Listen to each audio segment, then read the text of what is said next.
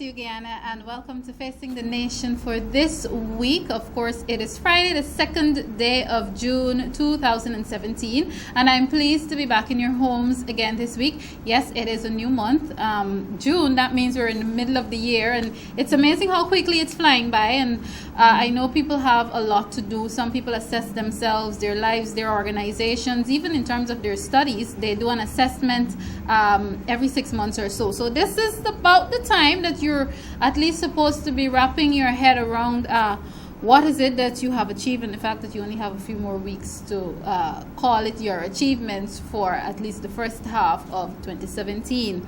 I know also happening now are exams. This is exam season. I'm not sure if the CXC, the Caribbean Examinations Council, if those have been completed yet. I know some persons are also doing CAPE at this present time. I want to wish you the best of luck, the best of everything.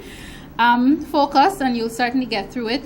For the students at the University of Guyana, most of us would have recently completed our exams for this semester. So there is a lot happening, a lot to recuperate from, a lot to look forward to, because of course, as you know, June, July season of exams mean the next thing that you're looking forward to is the next step in your lives. If you're in high school, you're looking forward to going to another form. Whichever school you go to, you're looking forward to either starting a new year or a new form.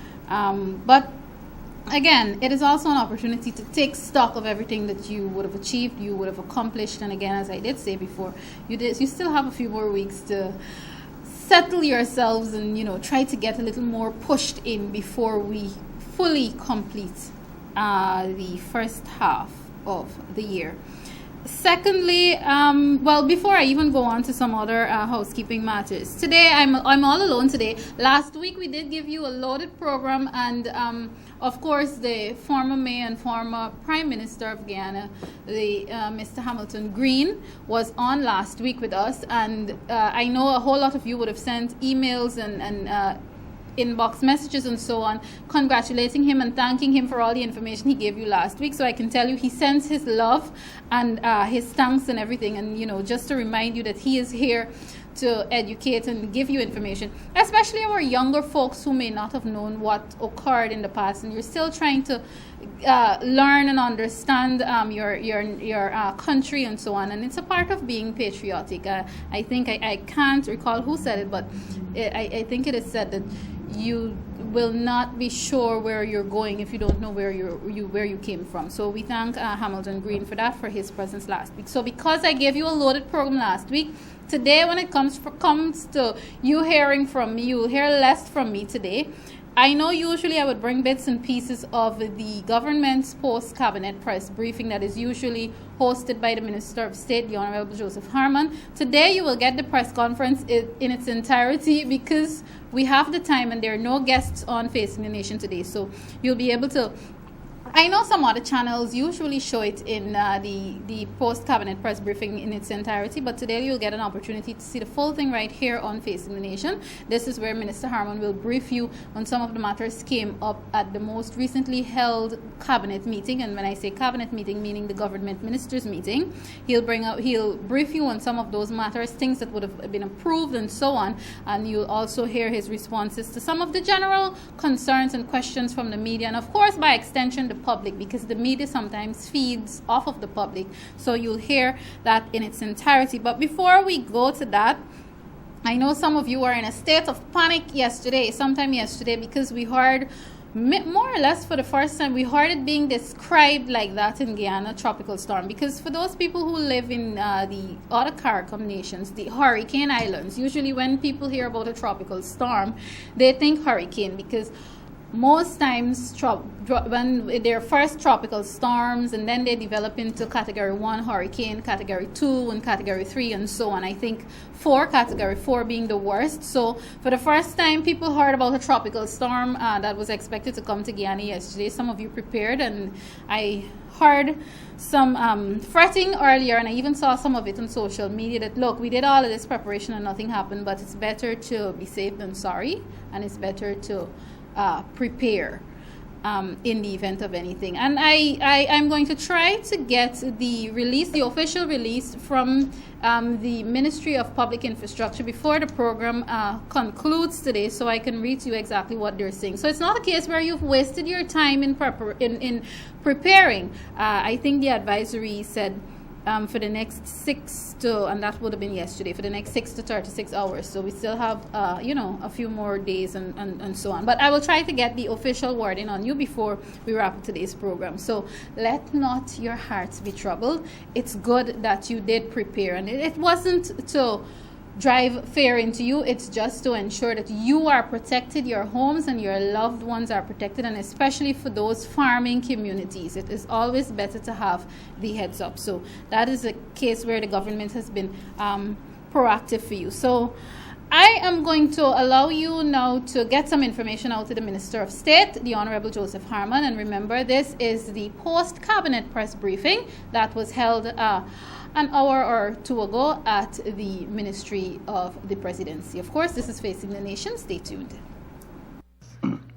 Ladies and gentlemen of the media, good morning. And this morning I will present to you the matters and issues which were dealt with at Cabinet at its meeting of May 30th, 2017.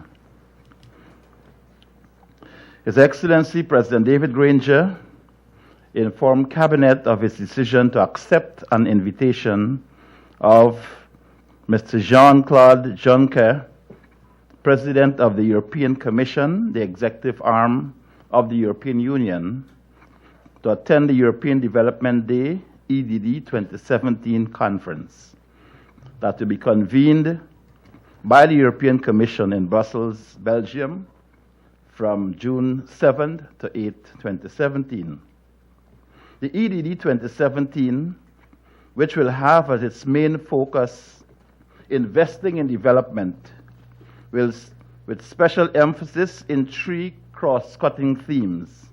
These are the private sector, gender, equality, and youth, and will bring together leaders and decision makers to share analyses, shape best practices, map priorities, and strengthen the synergies between the economic, social, and environmental aspects of development.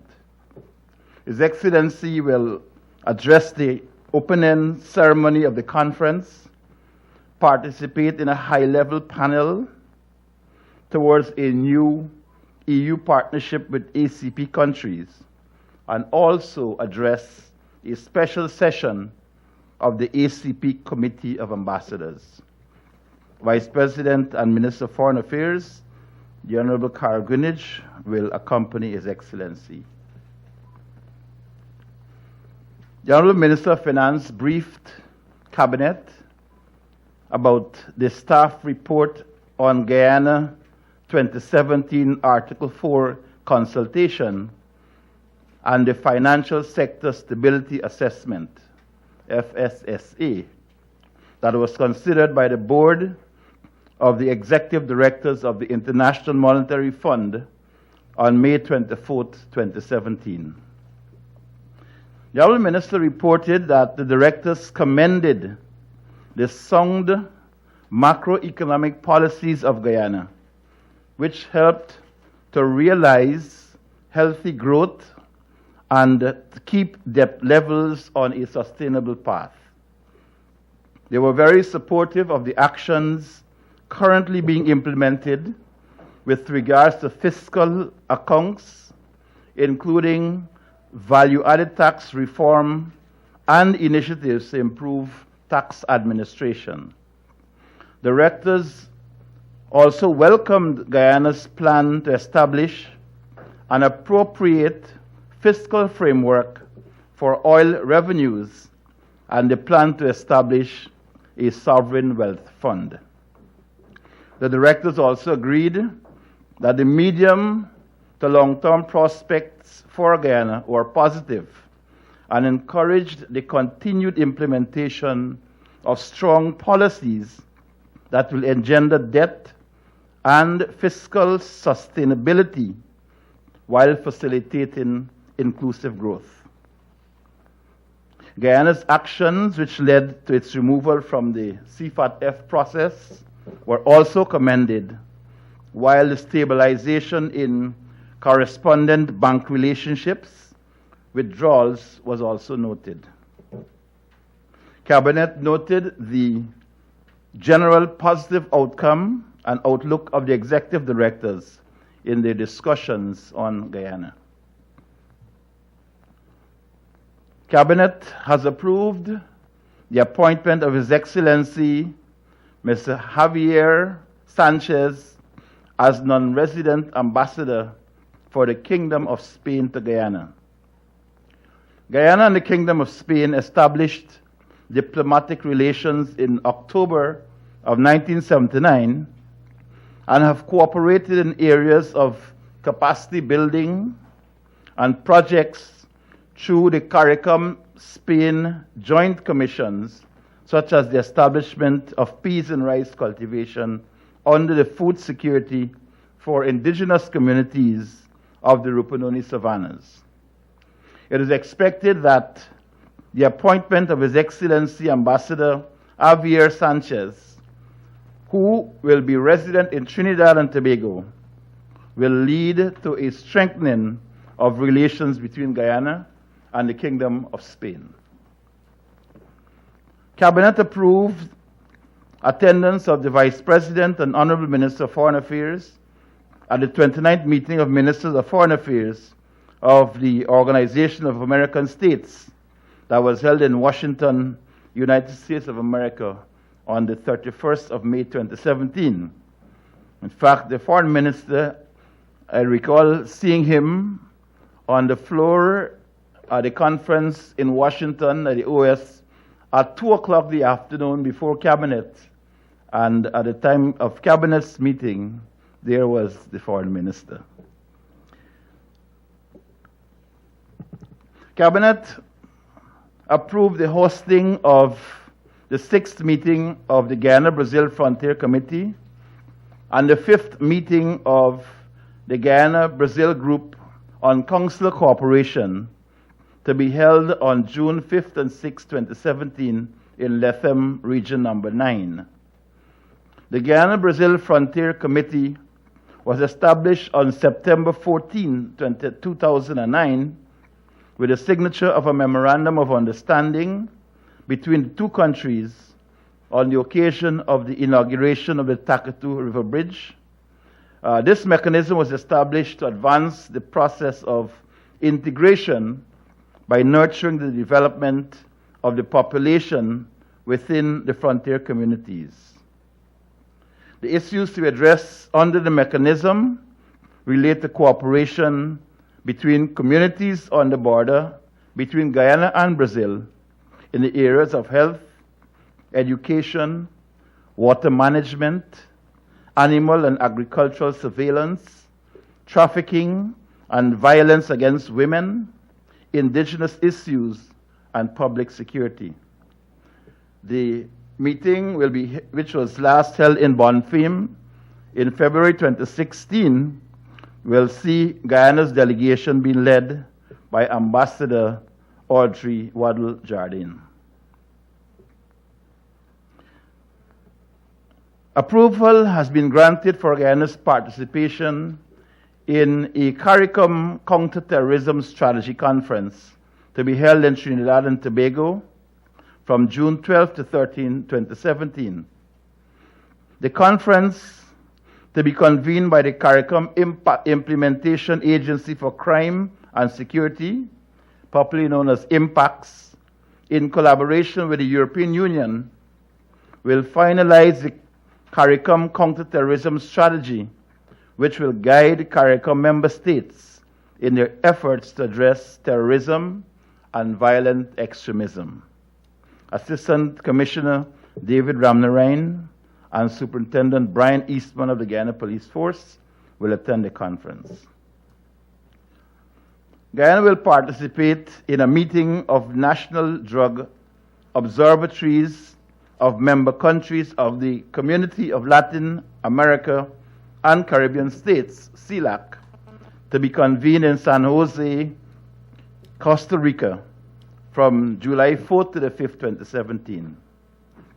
National drug observatories were created in CELAC member countries through a cooperation program in drug policies, a partnership mechanism between the European Union and CELAC. They provide an integrated system of collecting drug indicators on production, consumption, trafficking, and associated crimes to effect policy to reduce supply and demand. Mr. Courtney Samuels, head of the Policy Research and Crime Observatory of the Ministry of Public Health, will attend the conference. Guyana will participate in the second workshop on the Integrated Map of South America project to be held in Rio de Janeiro, Brazil, from June 5th to the 9th, 2017. The workshop will be part of ongoing works to develop a digital integrated map of countries of South America. The Ghana delegation to the workshop will comprise Mr. Nazim Nazir, Manager of Land Information and Mapping Division, and Mr. David Cole, Manager of Information Systems Division, both of the Ghana Lands and Surveys Commission, and Mrs. Donette Street of the Frontiers Department of the Ministry of Foreign Affairs. Approval has been granted for attendance at a European Union Caribbean ACP State CARIFORUM sponsored capacity building project to be held in Port of Spain, Trinidad and Tobago from June 5th to 6th, 2017. The project is aimed at capacity building in the areas of public procurement and customs and trade facilitation. Mr. Gavin Lowe, Senior Manager of the Communication and Tax Advisory Services Division of the GRA, and Mrs. Christina Singh of the National Procurement and Tender Board Administration will participate in the project. Approval was granted for the attendance at a regional seminar on measurement of social expenditure to be held in Port of Spain, Trinidad and Tobago from June 7th to the 8th, 2017. The seminar that will be convened by the Economic Commission for Latin America and the Caribbean, ECLAC, in collaboration with the German Development Agency for International Cooperation, will raise awareness regarding the concepts, methods, and classifications which are used to produce statistics on social expenditure. Mrs. Verna Adrian of the Fiscal and Monetary Division of the Ministry of Finance will attend this seminar. Cabinet noted the award of contracts by the procurement entities and the National Procurement and Tender Administration Board as follows. For the construction and rehabilitation of urban roads in Region 4, lot number 3, Caneview Avenue between Penny Lane and Fern Drive, South Brimvelt, Georgetown, contracted in a sum of $21,371,000, awarded to Associated Construction Services. Lot 4, Danwood Street, Newtown, Kitty, a contract in the sum of $26,136,000, awarded to Shiraz Bacchus, General Contractor. Lot 5, Front Road, Block E, Sapphire, for the sum of $41,530,000, contract awarded to S. Jagmohan Hardware Supplies and Construction Services. Lot 6, Plum Park Road, Network, Sapphire, for the sum of $41,336,000, contract awarded to H. North and Son. Lot 7, Section K, Campbellville Road Network, for the sum of $27,540,000, contract awarded to Excel Engineering. For D-Field Main Access Phase 2 continuation, and that is Sapphire, the contract in the sum of $56,164,000, awarded to BK International Inc. For the construction and rehabilitation of urban roads in region number 6, lot number 2, Middle Street, Princeton, Corriverton, in the sum of $21,263,000. Contract awarded to Sims General Contracting, Inc. Lot number 3, Second Cross Street, Rose Hall, SOPR, for the sum of $30,451,000. A contract awarded to Dennis Dahal Engineering. Lot number 4, Republican King Street, Phase 2, New Amsterdam, Berbice. Contract in the sum of $19,235,000. Awarded to Sims General Contractors, Inc. Lot number 5, Main Street, Phase 1, New Amsterdam, for the sum of $19,981,000. The contract awarded to Associated Contractor Construction Services. For the construction and rehabilitation of urban roads in region number 7, Lot 1, the main access road, 4-mile housing scheme, Bartica. Contract in the sum of $30,004,000, awarded to KP Thomas and Sons Contracting, Inc. Lot number 2, Mungripper Hill Road Network, Bartica. A contract in the sum of $23,886,000, awarded to Bardon Construction Services. Lot number 3, the Front Road by the Rabo, Bartica.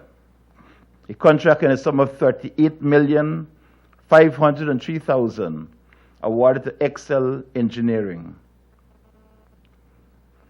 For the procurement of cargo X-ray machines for the Chedijagan International Airport Corporation, a contract in the sum of $230,000, awarded to L3 Community Security and Detection System. For the procurement of CCTV surveillance systems for the Guyana prisons, a contract in the sum of $25,719,000, awarded to NT Computech. For the construction and delivery of school furniture to secondary schools and the Practical Instructional Center in Georgetown, a contract in the sum of $15,713,000, awarded to the Guyana Technical Institute, the Government Technical Institute. For the consultancy for the design of civil works for the construction of 3 general secondary schools, and this is an increase on the previous sum that was awarded, an increase of $47,000, awarded to VICAB Engineering Consultants and LLBA Architects Limited and JIN Consultants Trinidad Limited.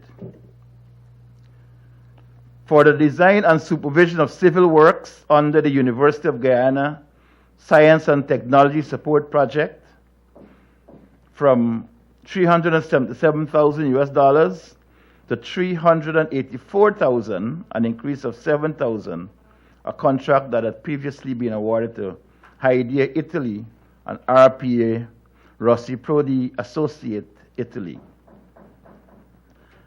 Finally, for the empoldering of farmlands in Kabakaburi, Upper Pomeroon Region number 2, contract in the sum of $15,766,000, awarded to Rupan Ramutar Investments. And for the construction of an infantry accommodation, Block 1, Camp Stevenson, Timeri, Guyana Defense Force, a contract in the sum of $72,814,000, awarded to 5 building and contracting works. Ladies and gentlemen, those are the matters that were dealt with at Cabinet and the noting of contracts awarded by the procurement entities. I'm now prepared to take your questions. Just a little housekeeping for everybody for question and answer segment. Respectfully asking if you can limit your questions on each turn that you have the mic to 2 questions so we can get as many people to have an opportunity to ask a question. And we'll open the floor with Mr. Chabral, who picked the all.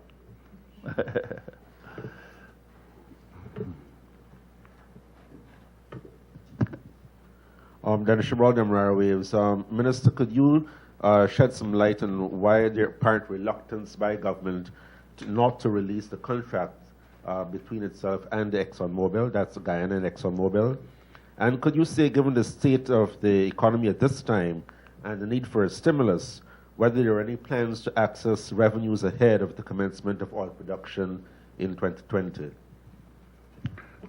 Well, those are 2 questions. The last one I can say, we are advised, in fact, we are being advised by the experts in this area and the Minister of Natural Resources in that regard. And in that case, Cabinet has not fully deliberated on that matter and has no firm conclusions on it.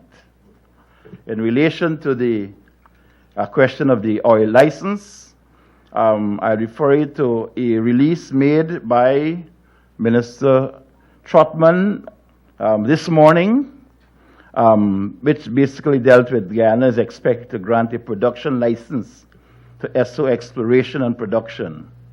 In fact, the statement which is out in the media already, for those who have not actually read that statement, I will extract some important aspects out of the statement.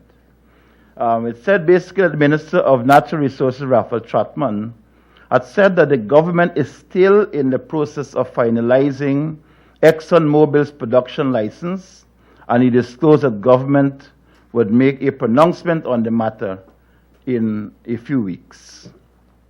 Following that is a statement which was released this morning, and it says that following reviews of the technical and environmental aspects of the LISA project development plan that was submitted by Esso Exploration and Production Guyana Limited in December 2016, the government of the Cooperative Republic of Guyana is expected to grant a production license to ExxonMobil for production of petroleum to move ahead in 2020. While placing emphasis on Guyanese employment and training, the procurement of goods and services in Guyana, infrastructural soundness, and the protection of the environment, the production license is required to be finalized before the developers make their final investment decision for the project in June 2017. Extraction from the Lisa field is expected to commence in 2020 at an initial rate of 100,000 barrels of crude per day in the first phase, with a floating production storage and offloading vessel providing the main infrastructural support for the project. The government and people of the Cooperative Republic of Guyana will receive a royalty of 2% on gross earnings and benefit from 50% of the profits from the sale of petroleum once production commences.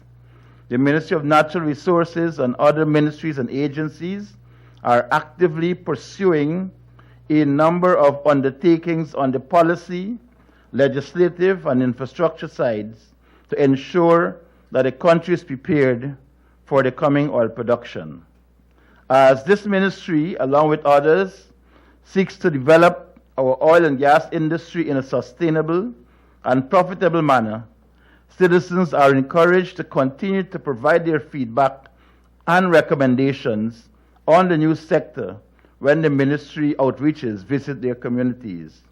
Following consideration by Cabinet, the finding of the various reports will be released. Minister, with all due respect to you, sir, is talking with the production sharing agreement between Exxon and Guyana. When will that be disclosed? This is as much as I can say on the matter. As I said, the last statement by the minister is that following consideration by the cabinet, the findings of the various reports, which I suppose will include that as well, will be released. Okay, we now have Adam Harris, followed by Roy and James, and then... Adam Harris, thank you, sir. Sir, you said Minister Jordan was in Washington and he was discussing economic issues for the forum there. Back in Guyana, the word is that the economy is sliding. Are we hearing from two different hymn books? Well, I suppose you probably are, because the word from Minister Jordan is the position of the government. The word that he reported on the meeting of the IMF is a review of the economic conditions and the state of the economy.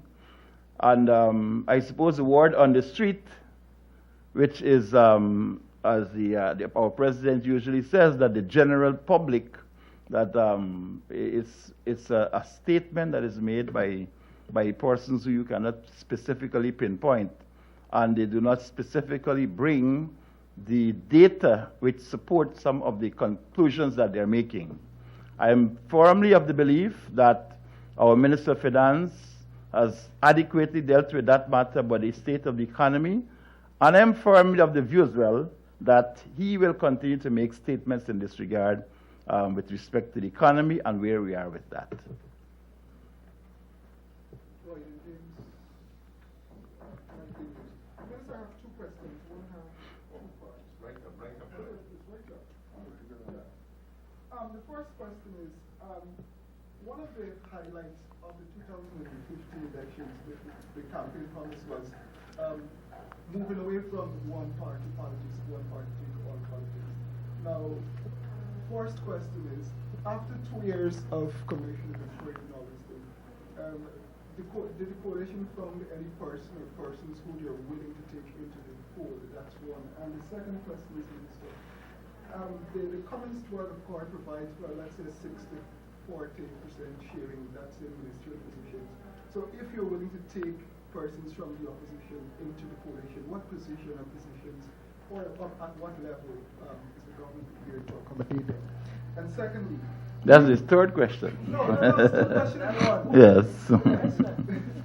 Do you believe things went too far last weekend when the 21 Chilipao miners were arrested at the Kaieteur National Park? Okay. Well, first let me deal with the first question invites a very high level of speculation about positions and so on, because it is not something that we have contemplated. We have said, yes, that we are against one party. And I can see that the coalition is a coalition of 6 parties already. Coalition of 6 parties. And those 6 parties span the length and breadth of this country.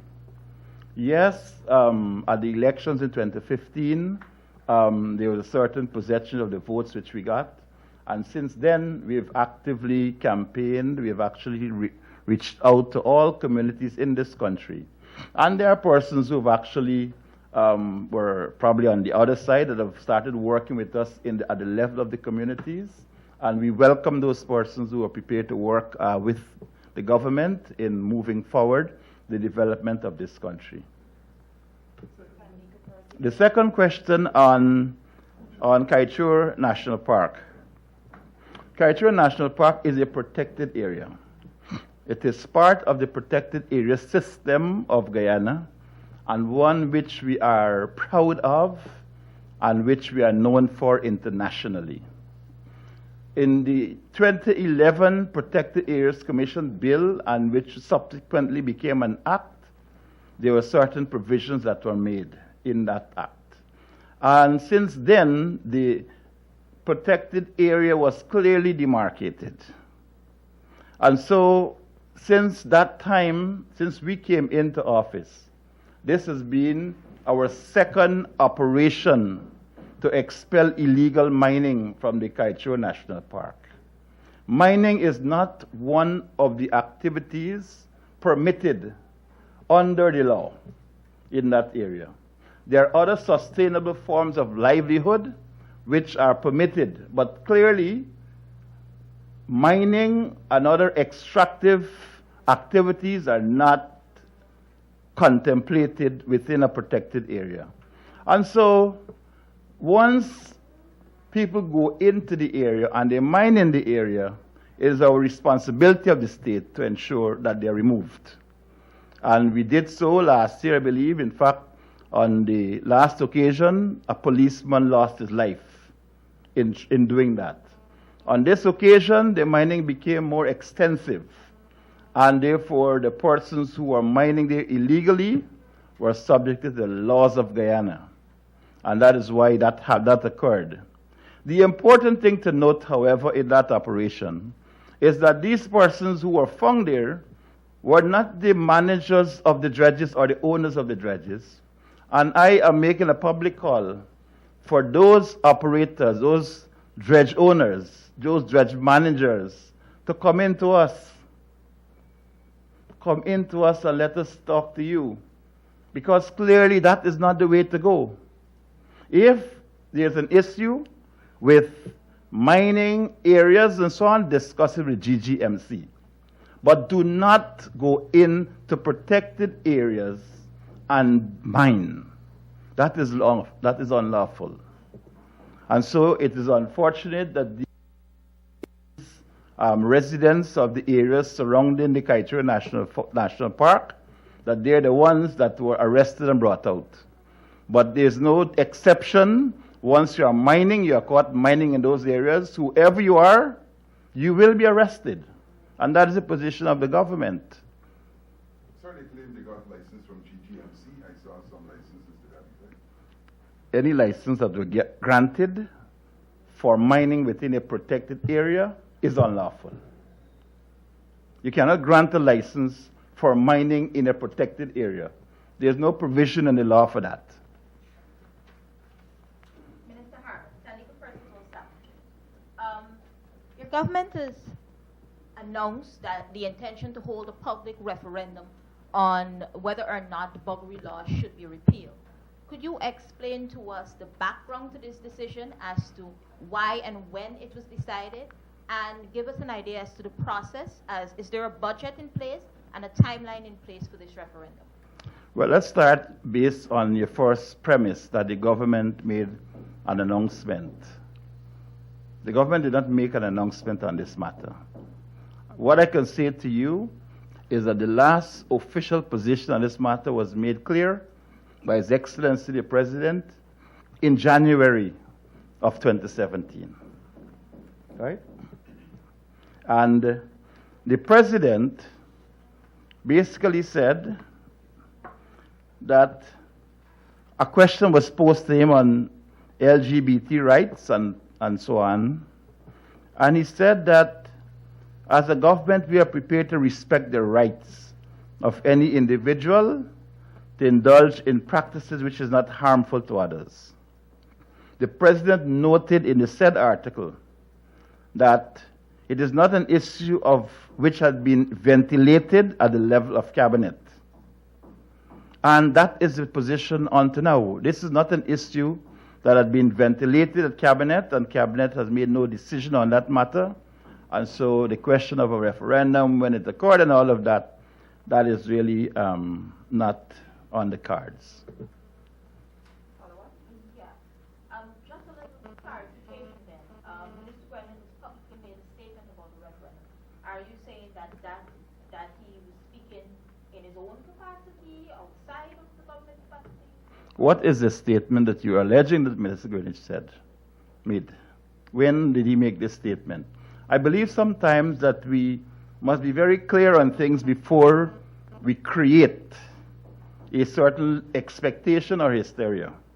Minister Greenwich responded to a report or to a requirement for information by an international body, which he said that in the event that these issues about LGBT rights were concerned, that the thing to do is to go to a referendum. And the referendum is the highest level of consultation in any country. The referendum is the highest level of consultation. And so you can get it better than that.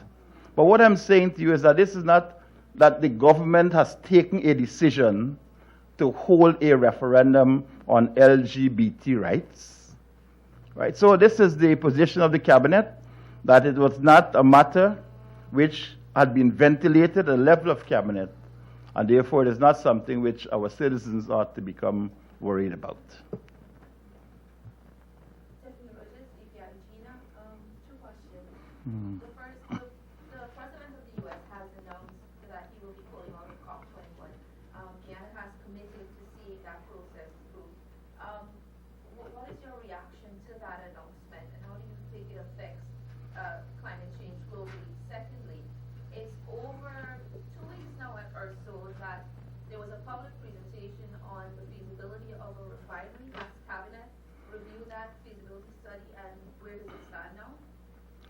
Well, first of all, on a refinery, Cabinet has not reviewed that matter as yet. As Minister Trotman said, that we are listening to advice where consultations are taking place. Experts will come and say this, and experts will say that. Some foreign experts will tell you, don't do it. Some local experts will tell you, yes, let's do it. So we have to take on board all of the advice that's given, and then at the appropriate time, the minister will bring a memorandum to cabinet upon which we will cogitate and make a decision that is in the best interest of the people of Guyana. The other issue about COP, about the Paris Agreement on climate change, it's unfortunate that that position has been taken by the United States because the rest of the world is going in a certain direction. In fact, President Granger had the distinction of being the first head of state to sign on to the Paris Agreement, for the distinction. Guyana is committed to its obligations under the Paris Agreement. Only 2 days ago, I believe it was, at a conference at the Ramada, the East Bank, conference on climate change and the question of national adaptation processes. I believe a representative from the global community and the Caribbean climate change spoke about this matter, Mr. Michael Sweeney, and he also said that it will be unfortunate if the U.S. were to go in that direction, but that we believe that the force of the global change, the force of the global push in this regard, will see us overcoming the effects of a withdrawal of the United States of America from this process. One quick follow-up. Mm-hmm. On the COP, this is a voluntary agreement. A country as big as the U.S. pulling out. Do you foresee triggering a pull-out by other smaller countries who committed to it? Well, what I can say, don't let me speculate. Don't invite me to speculate, because I cannot speak for any other country other than my own. And I'm saying that we are committed to it. We've actually seen the impact which global warming can have, with the effects of climate change. Only 2 weeks ago, in Region 7 and Region 8, we had situations where, for the first time in 10 or 12 years, people had seen water levels so high in those communities. And so while on the coast some of us can look at global warming and climate change as some concept, to many people in our hinterland, it is a way of life. They've actually come around to understanding that climate change will affect their daily lives and their livelihood. So we are committed to it. And as I said, many of the countries who have actually signed on to it, they did so voluntarily. And whether they stay or they go will be a matter of choice for them. But it's really a serious matter of concern for us. And we are committed to it. We're committed to the benefits which also accrue under that Paris Agreement. Minister, can you elaborate on what is the basis for Guyana to be concerned about the U.S.'s withdrawal? Is it funding? Is it diplomatic support? What is it? It is a question of the financial support which comes with that into the global community. As you know, the U.S. is a major contributor to these international agreements. I believe that they, along with China and India, were some of the last persons to sign on to it after a very long period of gestation. They eventually signed on to it. But I believe that whatever movement takes place after this, the international community will have to regroup and have a fresh look at the commitments that have been made under the agreement and move forward. Okay, we have time for three more. Three more questions. I was going to say three or four, but then it took one. Suraj Ryan, Kaiser News. Minister Harmon, the local content policy for the oil and gas sector, where are we currently at this moment? Well, as I said, Minister Trotman and the Ministry of Natural Resources that they're doing national consultations in all parts of the country. Local content has been part of our policy in the APNU AFC administration. In any foreign engagement, we've insisted on local content. And local content is going to be a major element of whatever agreement we have, whether it be with ESSO, whether it be with Exxon, whether it be with any of the mining companies. That local content, it is our responsibility as a government to ensure that our people benefit in a major way from whatever economic activities taking place by any foreign company that comes to work in this country. And secondly, the 2% royalty and the 50% split, do you think that is the best deal? Do you think, again, I got the best deal from that arrangement? That's another matter I'm prepared to comment on now. At the appropriate time, once Cabinet would have cogitated on it, then I can get back to you on that. Andrew Wicks, Headline News. Sir, whatever happened to that investigation is into the plot to assassinate the president last year? In the report, Cabinet has been apprised about it. Well, thank you for that question. The police investigation continues. In fact, what they're looking at now are what they call backward linkages. And I can say to you that it is still a live investigation by the Guyana Police Force, and there have been some other what I would call subsidiary investigations that will be taking place, and some others that will be taking place along the way. And we do not take a threat to the life of His Excellency very lightly, and therefore every area of concern will be addressed. If they are not a matter of the police investigation, they will be the matter of other investigations which will take place. Follow-up. Yes. Would you say now that the president's life is still on the train? Well, that's another area of great speculation. As I said on the last occasion, our president is a very popular president. And anywhere he goes, people warmly hug him and love him, be it in Guyana or in the diaspora. You've seen all of the pictures. And therefore, it becomes a challenge for the security people to ensure that while our president is embraced by the people, by all of the people of Guyana, be it here or in the diaspora, that they ensure that they put clear security arrangements in place that will protect himself and protect the president, protect his family, protect the prime minister's family, protect the ministers, protect the people of Guyana from extremism. You'll recognize that over the last 2 weeks, in fact, the conference in Saudi Arabia, that's what it dealt with, violent extremism. Here at this conference where the president is going to be speaking again in Brussels, we're dealing also again with extremism. Extremism is something that is affecting the world. And it is not very easy for you to put in security processes that will always address these matters. And so I'm also encouraging the members of the media, and in fact, encouraging all of Guyana to always be on the alert. Whenever a president is in any community, you are part of the security mechanism for him. Thank you very much, ladies and gentlemen. Of course, for those of you now tuning in and you're wondering what's happening, yes, it is Facing the Nation, but I decided to be the quiet one today and focus a bit on the post-cabinet press briefing. I always give you bits and pieces of it, but today I think there were about, because the minister himself thought that he was wrapping up the press conference a little earlier, so I think there are about one or two other questions after that, but you got the most of it and the very important parts of the post-cabinet press briefing. The reason I stopped it right there, even when the minister thanked the members of the media, is because before I leave you, I know some of you may have seen or read this, but I wanted to give you another idea of a release that came out of the Ministry of Public Infrastructure. Of course, this release came out yesterday. That would have been on June 1.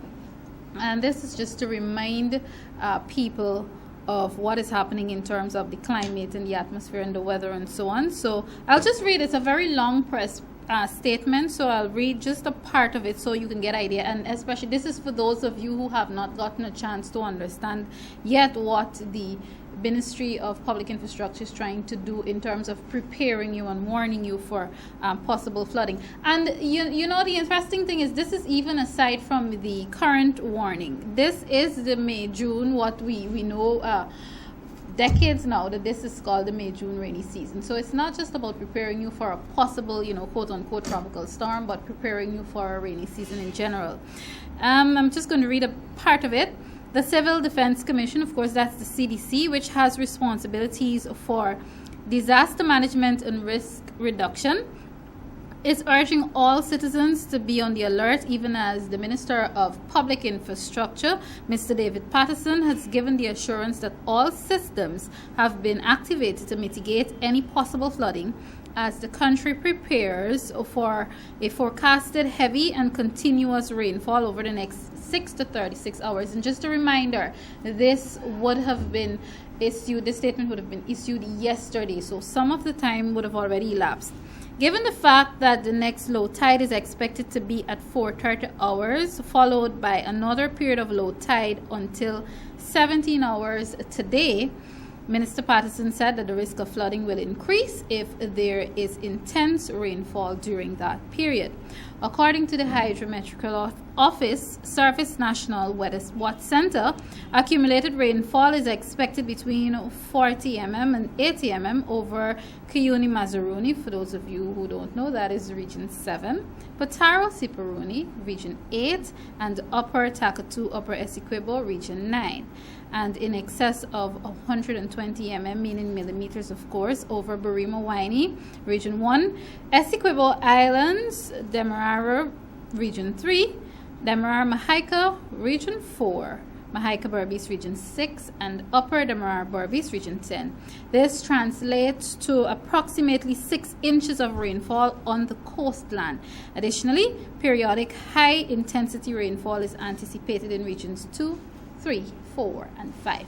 Now, this was a bulletin that came from the Ministry of Public Infrastructure yesterday. As I said, they said between 6 and the next 36 hours. So again, some of the time would have elapsed. It is not to frighten you, but just to put you in a mental state of preparation in the event of anything. And as I said before, it is not only about possible rainfall over the next 36 hours, but this is the May-June rainy season.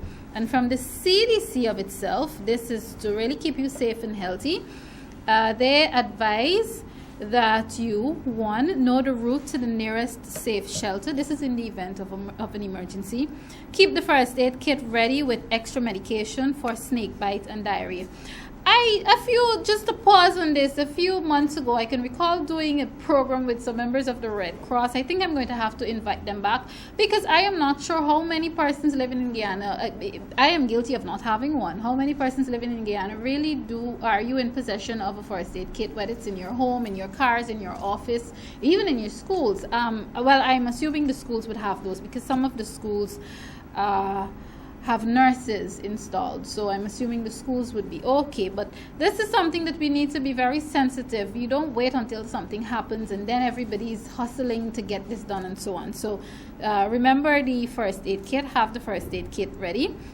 Have a radio, torch, and spare batteries nearby. Yes, this is the modern age, modern technology. We focus on everything is about plugging in or plugging out the computer, turning on the laptop or turning it off, and you have the internet at your fingertips. But in the event of an emergency, a real storm indeed, you wouldn't have access to any of these things. So just a reminder, have a radio, torch, and some young people who are probably watching is asking me who listens to the radio. Yes, we still listen to the radio. And of course, spare batteries. Have stocks of fresh water, dry food, candles, matchbox, kerosene, etc. Again, these are things that you may be thinking are ancient, but they're necessary in the event of an emergency. And the last advice from the CDC: identify higher ground where people and animals can take shelter. And this brings into focus what happened in Region 8. I think it was last week and the week before. We saw photos of the water was up to the roof. People lost their homes, they lost their cattle. The good thing, they lost their cattle, I should say. The good thing is that, of course, I haven't gotten any reports of anyone dying. So it tells me that the CDC, and of course by extension the government, meaning the ministry which the CDC falls under, has been proactive. But all kudos and congratulations must go out to the CDC. That's the Civil Defense Commission, and they have worked very hard. Also, I'd like to take this opportunity to thank so many other organizations who came forward. I think ExxonMobil, Digicel, all the organizations who came forward and lend their support, whether it be through physical assistance, food, clothing, shelter, in whatever way you help those residents of Region 8 in terms of, helping them to get back on their feet as quickly as possible and keeping them safe and healthy and so on, and keeping them fed during their time of disaster. So again, the idea is so that you do not wait until something happens before, you're more or less, to use our colloquial term, fishing in the dark, when you can get everything done in the daytime. So ensure that you stay close to most of the media outlets, and all the information will be given to you. It is almost that time where I have to leave you. Unfortunately, we have had a recent, it's more than one. This one, the road accidents I'm talking about now, I always like to remind you to be very careful on our roadways. And, I try not to wait until November when it's Road Safety Month before we get all hyped and so on about the importance of road safety. And we're still losing people on our roads. A few weeks ago, there was an accident at the corner of Smythe and Durban Street. A man, it's unfortunate, I saw the gruesome video, he was almost split in half, I'm made to understand. Please be very careful. That accident was as a result of speeding and as a result of people not stopping and obeying the stop signs. On this note, I know the Ministry of Public Infrastructure has been doing a good job, but you need to do more. Go to various corners, various intersections and so on where our stop signs, they've been either taken down for some reason or whatever, or else the stop sign painting on the roads of itself, after time those wash out. I know you have been restoring as much as you possibly can, but please try a little harder so the drivers would be warned, even without us telling them every day, don't jump the stop light, don't jump the stop sign and so on. Another accident occurred, I think it was on Monday, unfortunately too. That gentleman really unfortunate. He wasn't driving any of the vehicles, but just there on his motorbike, minding his own business, waiting for the light to change. And I'm told that one of the drivers jumped the stoplight and he was pinned to the pole and so on. My condolence go out to that man's family. This really is hard, and we keep warning you, be very careful on our roadways, especially during the rainy season. It's worse. The roads are slippery, and I tell people it takes 1 second, less than a second, for your vehicle to go out of control. Unfortunately, yes, that unfortunate note, I have to wrap up today's program on. Next week, I'm going to try to have the minister within the Ministry of Indigenous Peoples Affairs, the Honorable Valerie Garrido-Lowe. We're going to see how that works. I'm going to try to get her on the program to talk about some of her ministry's projects and so on, and some of the other work that she's been doing, and especially her involvement in trying to help those persons in Region 8 get back on their feet after the flooding that they have. But unfortunately, that's all the time I have for you today. Yes, I'm conscious of it. I probably said unfortunately about 6 times in one sentence just now. But I have to leave you from Facing the Nation. Thank you so much for tuning in. As always, it has been a pleasure. I always remind you, be good Guyanese citizens, take care of yourselves, take care of each other, and of course join me again next week. This has been Facing the Nation.